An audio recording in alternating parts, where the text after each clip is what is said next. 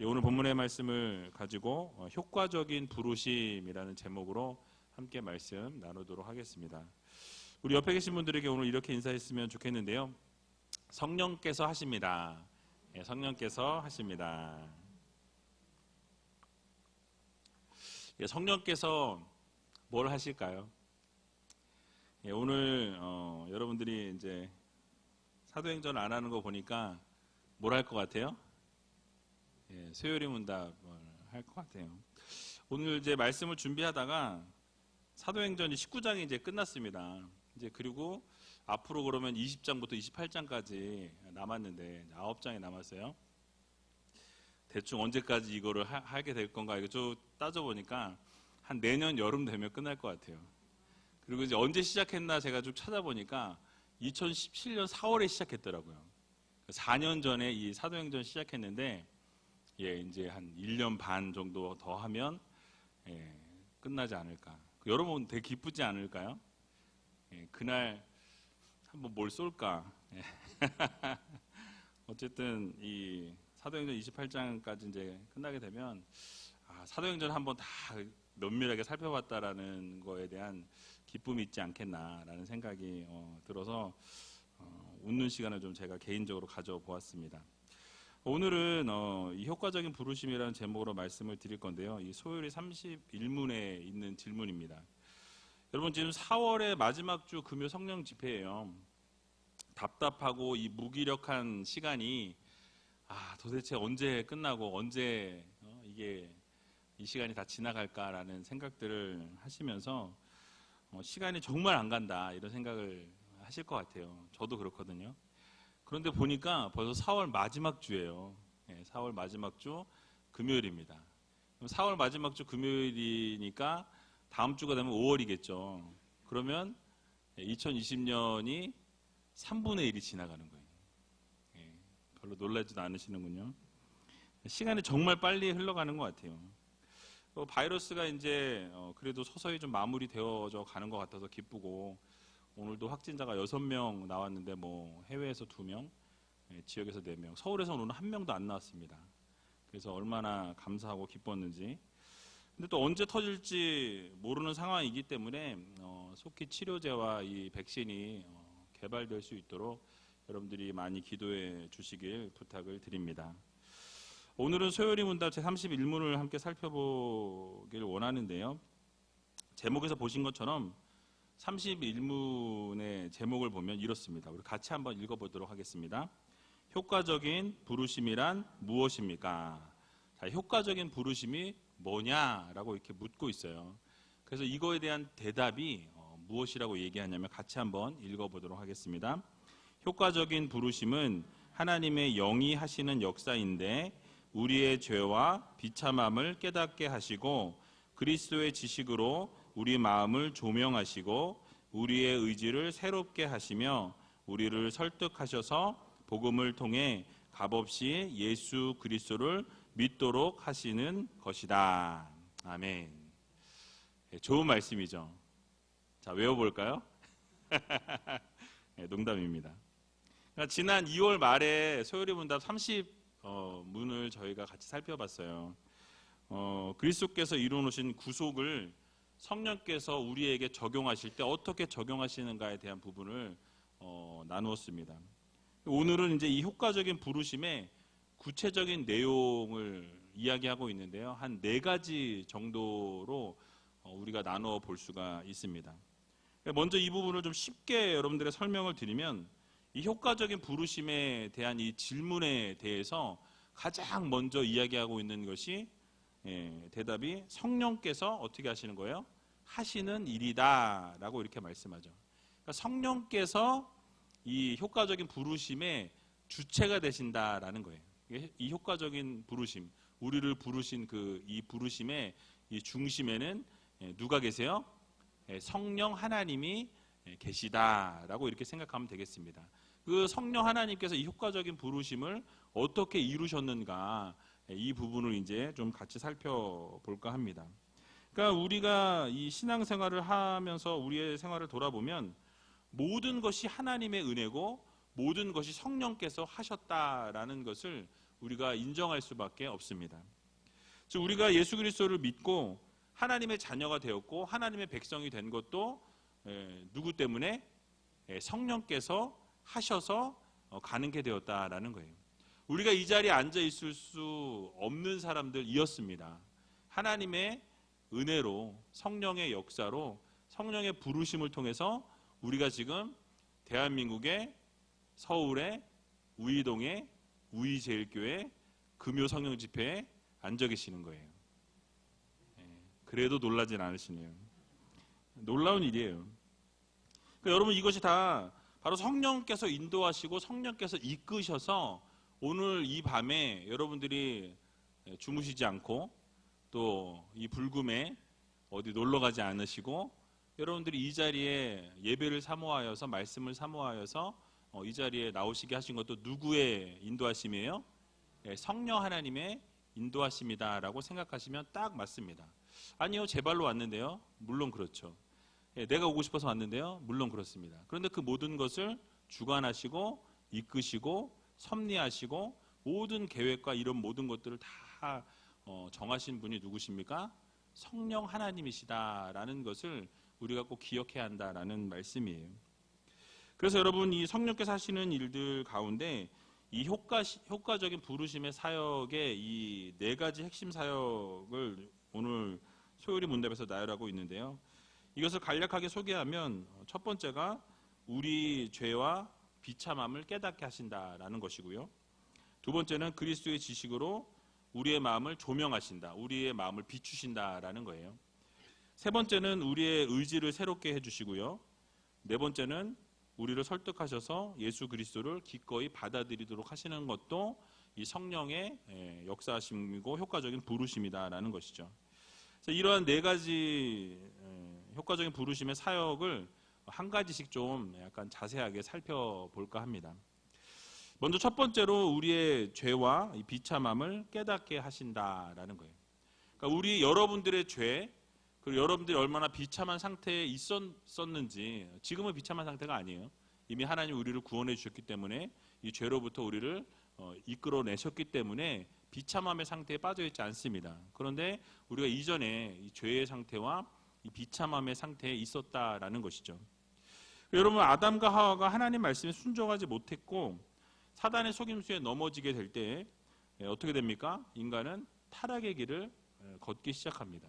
그리고 타락의 길을 걸어가면서 어떻게 되죠? 하나님과 멀어지게 됐어요. 하나님과 단절된 삶을 살아가기 시작합니다. 결국 하나님과 죄로 인해서 단절되어지고요. 하나님과 멀어지다 보니까 결국 하나님의 말씀하신 대로 정령 죽을 수밖에 없는 상태, 너희가 정령 죽으리라 말씀하신 그 말씀 그대로 죽어진 상태가 되어버렸다라는 것이죠. 죄 가운데 놓이게 되었습니다. 간략하게 말씀드리면 우리는 바로 죄의 상태, 비참함의 상태에 빠졌던 자들이다라는 것이죠.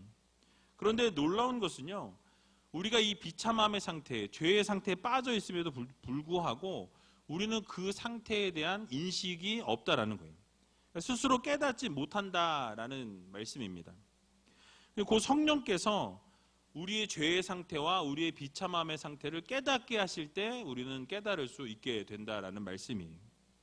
여러분 성령께서 우리의 죄책에 대해서 분명하게 보여주시고 무시무시한 이 하나님의 진노가 우리의 죄로 인해서 우리 앞에 지금 심판이 기다리고 있다라는 것, 이것을 우리가 원래 하나님의 자녀가 되기 이전에 성령께서 인도하시기 이전에는 그것을 전혀 알지 못했다라는 말씀입니다. 그래서 우리가 죄에 빠져 있고 비참한 가운데 있으면서도 그것조차 우리가 인식하지 못하고 인지하지 못하고 살아왔었다라는 사실이에요. 그러니까 지금 하나님을 믿지 않는 자들, 예수 그리스도 안에 거하지 않는 자들은 지금 자신이 죄의 상태에 빠져 있는지 또는 비참함의 상태에 빠져 있는지조차 모르고 하루하루를 살아가고 있다라는 말씀이에요. 자, 그런데 왜 우리가 이 비참함의 상태, 자신의 상태가 이 비참함의 상태임에도 불구하고 알지 못하는 이유가 무엇일까요? 바로 성령께서 깨닫게 하시지 않으시면 우리는 어떻게 합니까? 그 상태를 알지 못하고 깨닫지 못한다라는 것입니다. 여러분 수많은 세상 사람들이 바로 이런 상태예요. 얼마나 비참한지 모릅니다. 곧 어떻게 돼요? 죽으면 어디로 가요? 예, 지옥에 갑니다. 영원한 지옥불로 떨어진다라는 거예요. 그곳에서 죽고 싶어도 죽을 수 없는 그 상태에 빠져들게 된다는 거죠. 그러니까 얼마나 비참한지 몰라요. 우리 역시도 그런 사람들이었다라는 거예요. 과거형입니다. 여러분 그곳에 지금도 계시는 분은 아마 이 자리에 앉아 계신 분 중에 한 분도 안 계세요. 이미 우리는 뭘 받았어요?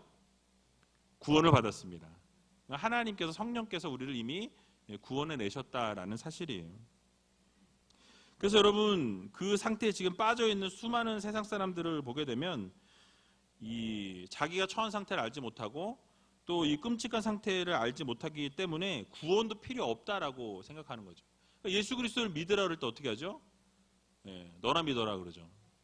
그리고 내 주먹을 믿지, 내가 그걸 믿겠냐? 내 돈을 믿지. 뭐 이런 분들 많이 보셨을 거예요, 주변에. 예수 그리스도를 전하고 구원에 대해서 얘기하고 하나님을 믿으라고 이렇게 권면을 하면은 자기 주먹을 믿고 내 명예를 믿고 내 돈을 믿고 내 능력을 믿는다. 뭐 이제 이런 분들이 많이 있죠.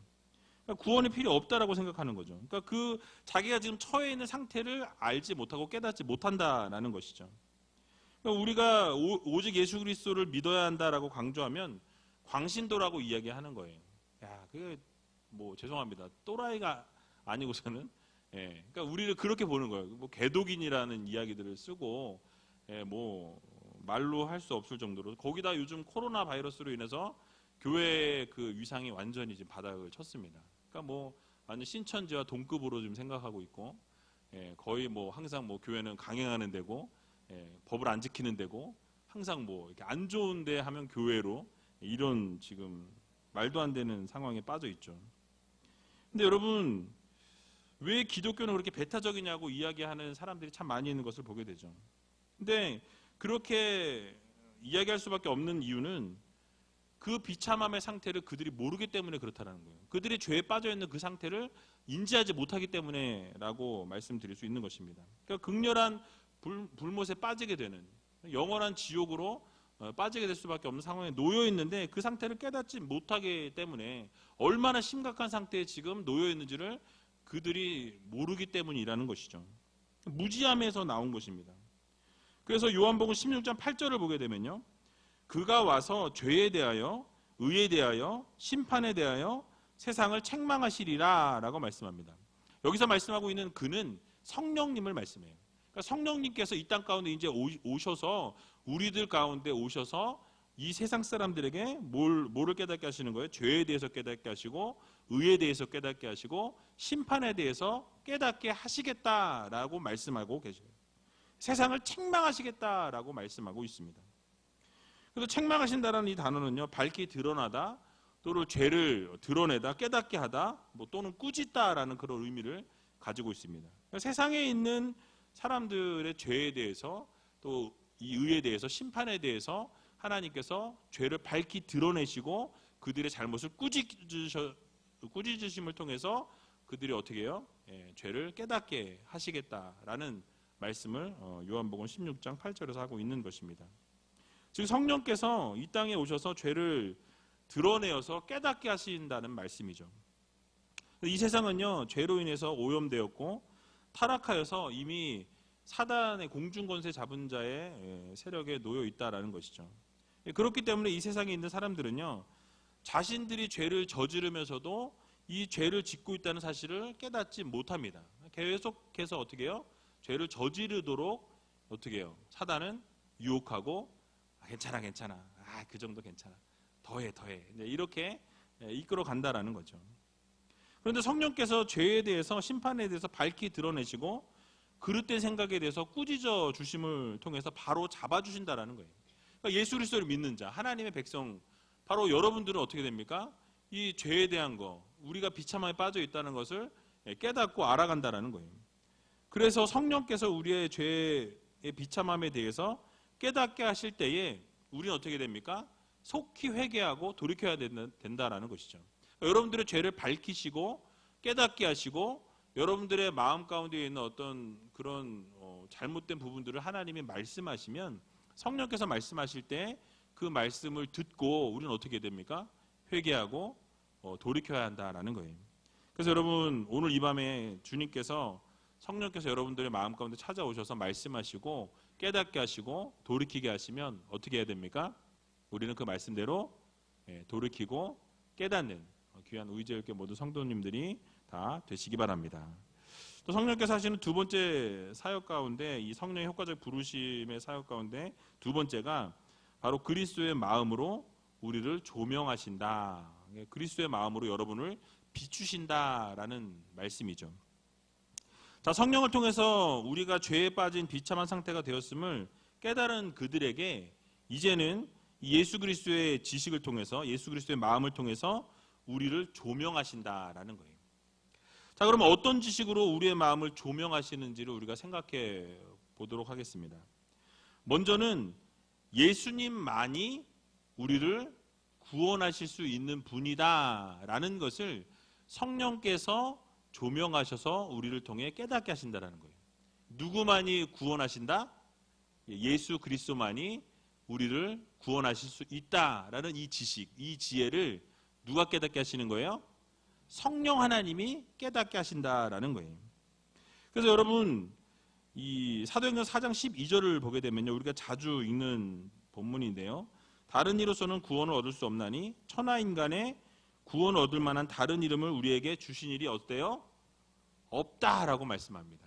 그러니까 천하 이 모든 이름 중에 예수 그리스도의 이름 외에는 구원이 있습니까? 없습니까? 절대로 없다라는 것을 단언하고 있어요. 그리고 그것을 깨닫게 하시는 분은 누구십니까? 성령님이세요. 그러니까 주님만이 우리의 구원자 되신다라는 것을 믿음으로 받게 하시고 그거를 깨닫게 하시는 분이 바로 성령 하나님을 통해서 깨달아지고 믿어지는 거예요. 우리가 믿고 싶어서 믿는 것이 아닙니다. 그것이 성령께서 깨닫게 하시고 성령께서 믿게 하실 때에 우리가 그것을 받아들일 수 있다라는 말씀이죠. 그래서 여러분 하나님께서 모든 사람들을 구원할 수 있는 유일한 분을 이 땅 가운데 세워주셨는데 그분이 누구십니까? 바로 예수 그리스도라는 거예요. 여러분 세상의 종교나 철학에서는 구원의 길이 여러 갈래가 있다라고 이야기합니다. 그래서 구원은 어떤 길로 가도 어디로 가면 돼요? 서울만 가면 돼요. 그래서 산이 이렇게 있으면 정상에 오르는 데는 여러 길이 있다라고 이렇게 주장들을 합니다. 그런데 우리가 말하고 있는 것은 무엇입니까? 유일한 이름이 예수 그리스도밖에 없다. 구원은 오직 한 길. 누구요? 예수 그리스도밖에 없다라는 것. 여러분 이 사실을 꼭 마음 깊이 새기고 믿으시기 바랍니다. 예수님께서도 요한복음 14장 6절에서 동일하게 말씀하셨어요. 잘 아시는 것처럼 예수께서 가라사대 내가 곧 길이요 진리요 생명이니 나로 말미암지 않고는 아버지께로 올 자가 없느니라 라고 말씀합니다. 그러니까 바로 주님께서 주님 자신이 길이요 진리요 생명이시기 때문에 하나님께로 나아갈 때 나를 통하지 않고는 나로 말미암지 않고는 하나님 앞에 나아갈 자가 있다고 말씀하십니까? 없다고 말씀하세요. 분명하게 내가 아니고서는 예수 그리스도가 아니고서는 하나님 앞에 나갈 수 있는 자가 단 한 사람도 없다라고 단언하고 계신다라는 것이죠. 그래서 이 사도행전 말씀과 아주 동일한 말씀이에요. 천하 이름 중에 예수 이름 외에는 구원이 없다라는 말씀과 또 예수님께서 나 외에는 하나님 앞에 나갈 수 있는 길이 없다라는 말씀이 동일한 말씀이라는 것이죠. 결국 구원이라는 것은 우리의 노력이나 우리의 공로나 우리의 어떤 것으로도 받을 수 있는 것이 아니다라는 거예요. 즉 성령을 통해서 구원을 얻게 된다는 거죠. 스스로 우리가 아무리 어떤 노력을 해도 우리가 구원을 얻을 수 없다라는 거예요. 그러니까 여러분들이 아무리 막 착한 일을 하고 선을 베풀고 세상 가운데서 막 사람들이 다 존경해주고 모두가 막 박수 쳐주고 막 칭찬해주고 대단하다고 막 이래도 예수가 없으면 성령께서 구원해 주지 아니하시면 어떻습니까? 구원이 없다라는 거예요.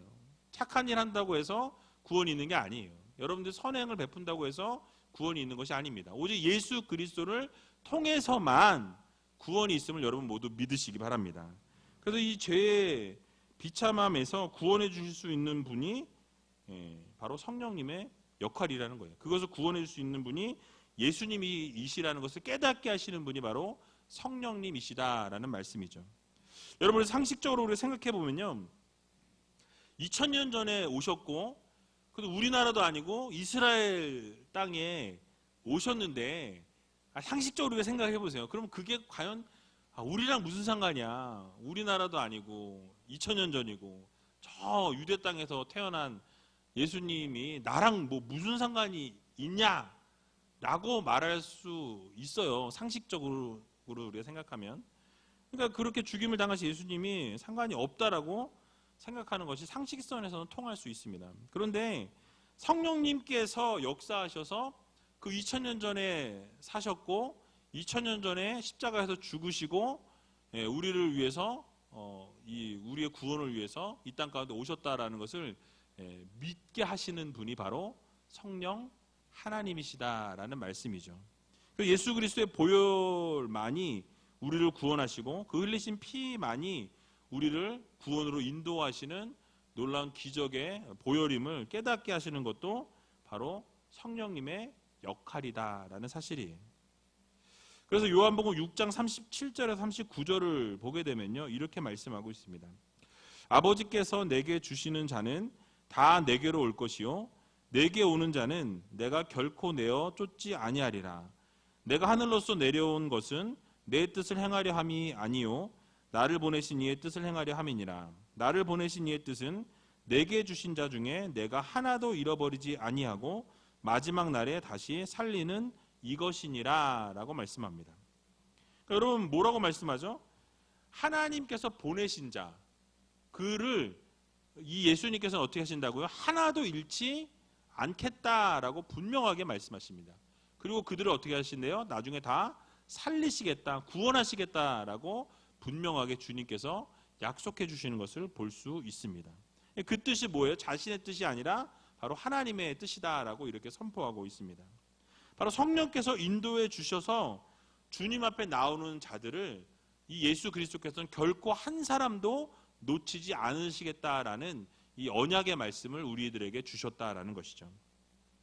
그래서 우리가 다 아는 바와 같이 십자가를 지시기까지 우리 주님께서 우리를 사랑해 주셨고요, 결국 우리를 위해서 죽으셨다는 사실을 성령을 통해서 우리에게 믿게 하신다라는 사실이에요. 그리고 이제는요, 예수님을 더욱 알아가기 위해서 그 알아가고자 하는 마음도 성령을 통해서 우리에게 주신다는 거죠. 그러니까 예수 그리스도를 더 알아가고자 하는 마음을 주시는 것도 성령께서 하시는 겁니다. 게다가 한 걸음 더 나아가서 우리가 정말로 이 세상 가운데서 이 예수님을 좀 닮아가려는 삶을 좀 살아가고자 하는 그런 마음 주시는 것도 누구십니까? 성령 하나님께서 주시는 마음이에요. 그래서 우리는 성령께서 알게 하시는 모든 진리의 말씀에 감사하시면서 우리가 매일매일 삶 속에서 예수님을 닮아가고자 최선을 다할 수 있는 귀한 의지할교회 모든 성도님들이 다 되시길 주님의 이름으로 간절히 축원을 드립니다. 또 성령께서 하시는 세 번째 사역으로 우리의 의지를 새롭게 하신다라고 말씀합니다.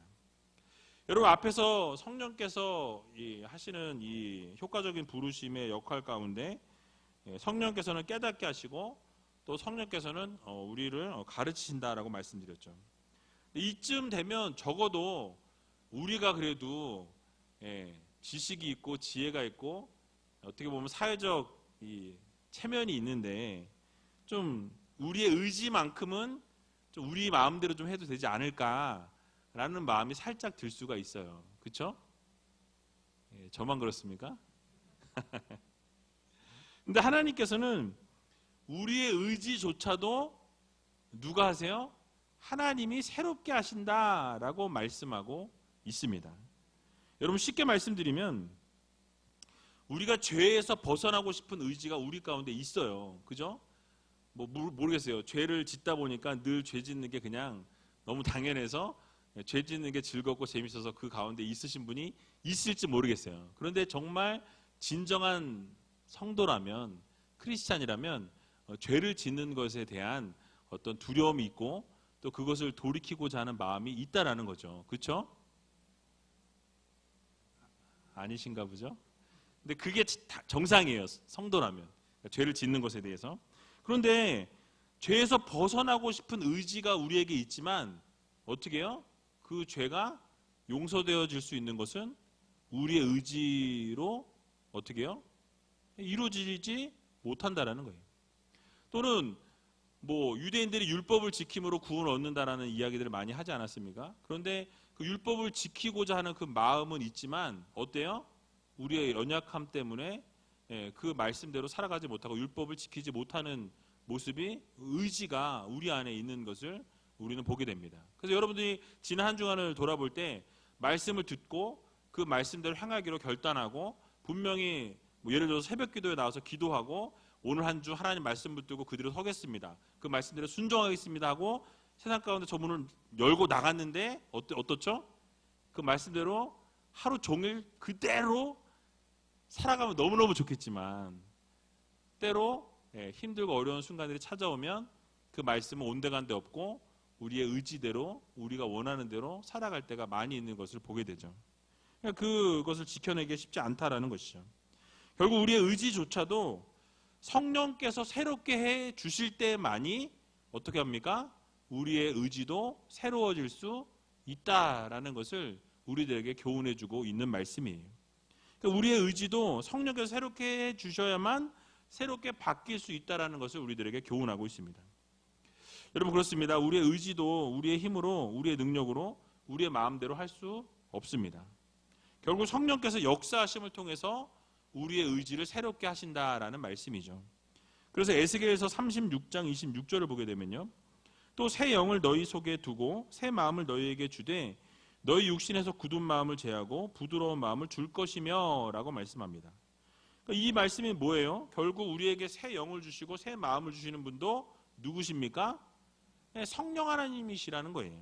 성령 하나님을 통해서 우리에게 있는 굳은 마음을 제하여 주시고 부드러운 마음을 성령 하나님께서 우리에게 주신다라고 말씀하고 있는 거예요.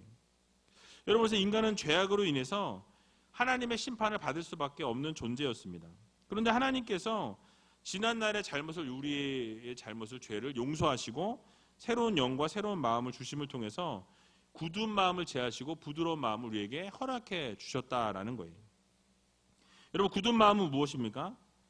바로 하나님의 인도하심이나 지시하심에 전혀 반응하지 않고 그 말씀대로 순종하지 않는 삶을 살아가는 것. 딱딱한 돌과 같은 마음을 말씀합니다.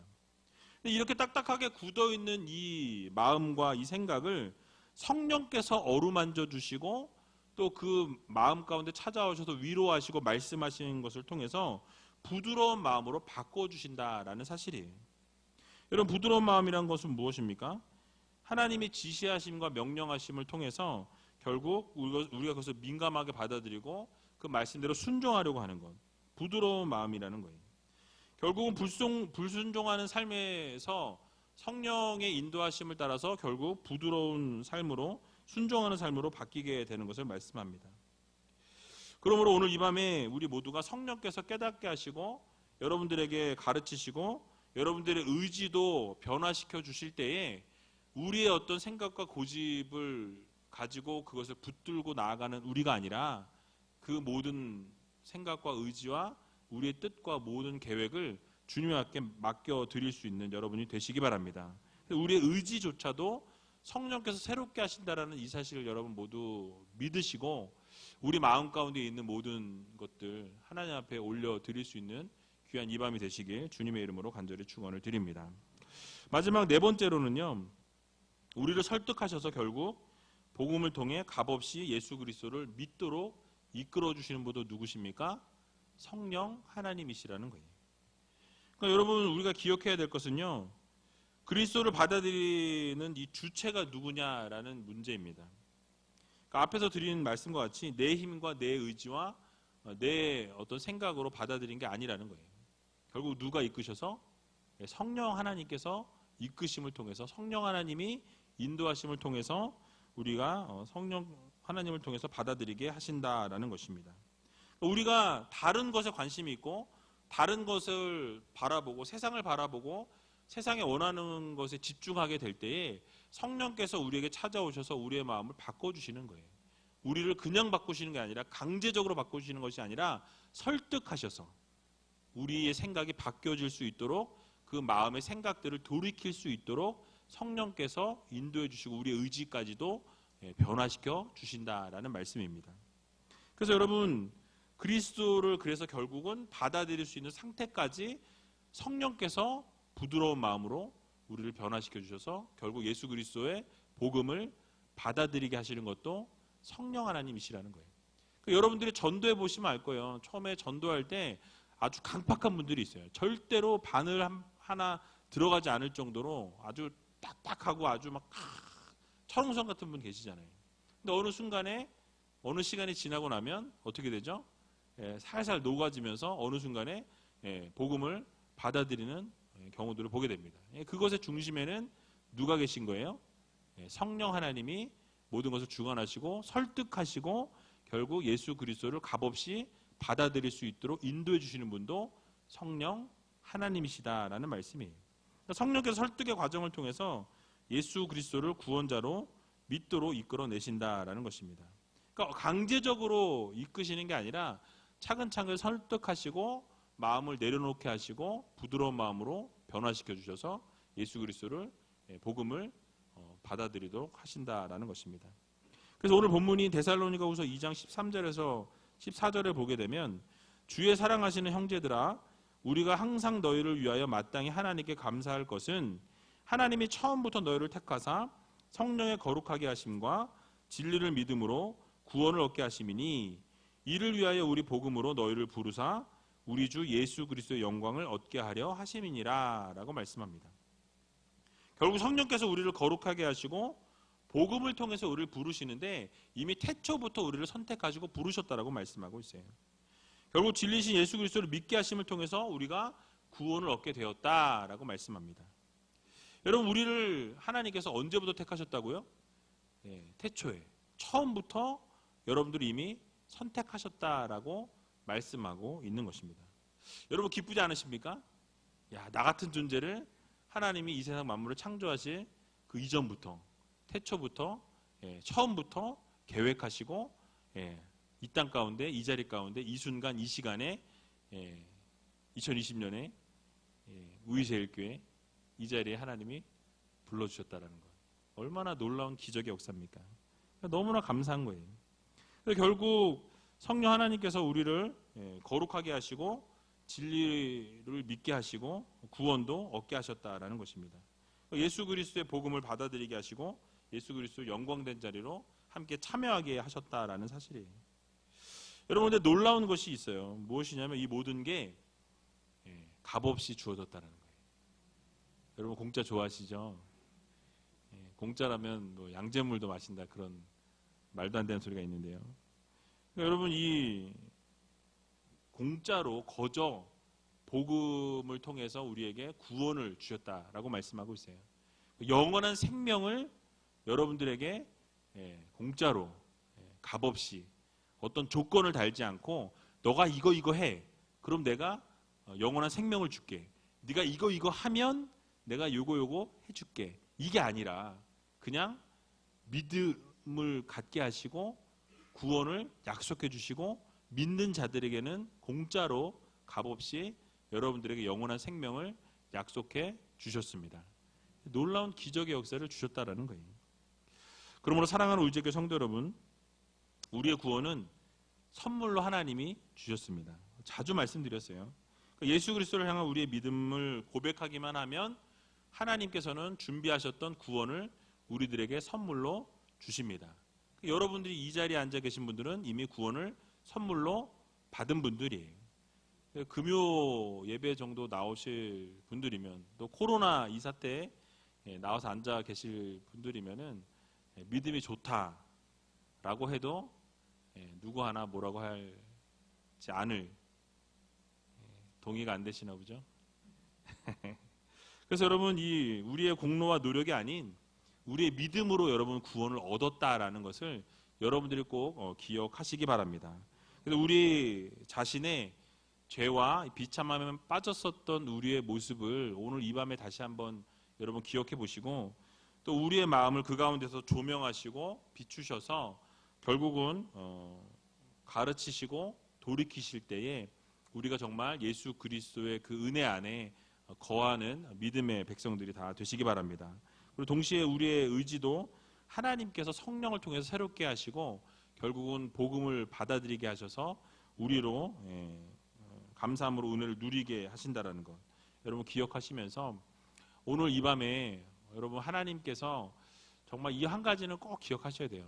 값없이 은혜로 선물로 여러분들에게 영원한 생명을 주셨다라는 것 여러분 마음 깊이 새기시면서 날마다 성령 하나님과 교제하며 성령 하나님의 놀라우신 사랑과 은혜 가운데 거할 수 있는 저와 여러분들이 다 되시길 주님의 이름으로 간절히 축원을 드립니다.